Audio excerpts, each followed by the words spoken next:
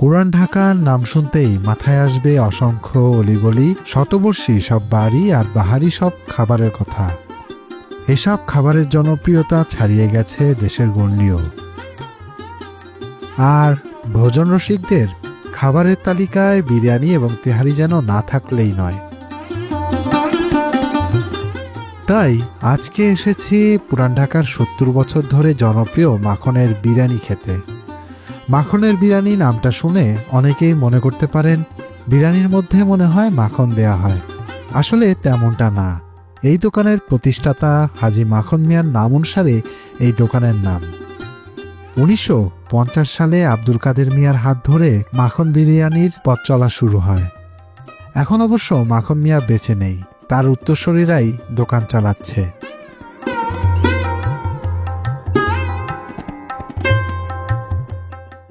আর আপনাদের মধ্যে আরেকটা কনফিউশন তৈরি হবে, এটা বিরিয়ানি না তেহারি এটা নিয়ে।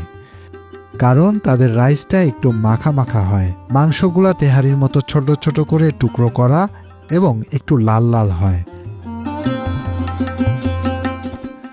দোকানটি অত্যন্ত ছোট আর জনপ্রিয়তা ব্যাপক হওয়াতে আপনাকে এসে কিছুক্ষণ ওয়েট করতে হবে।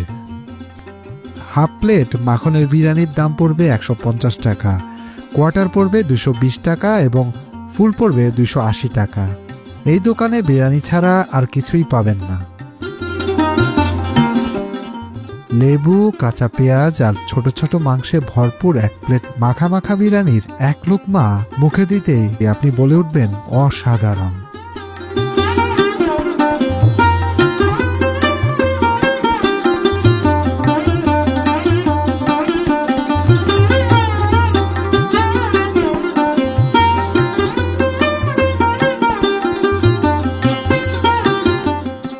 এবার বলি এই দোকানটির অবস্থান সম্পর্কে। ঢাকার জজকোর্টের কাছেই জনসন রোড অথবা রায় সাহেবের বাজারের নাসিরউদ্দিন সর্দার লেনের গলিতেই এর অবস্থান। গুলিস্তান থেকে আপনাকে প্রথমে রায় সাহেবের বাজারের মোড়ে আসতে হবে।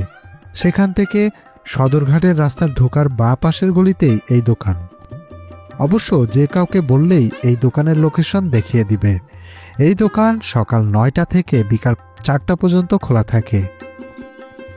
আজকের মতো এ পর্যন্তই। আবার হাজির হব এমন কোনো ভিডিও নিয়ে। চ্যানেল এবং পেজটি সাবস্ক্রাইব ও ফলো দিয়ে সাথেই থাকুন।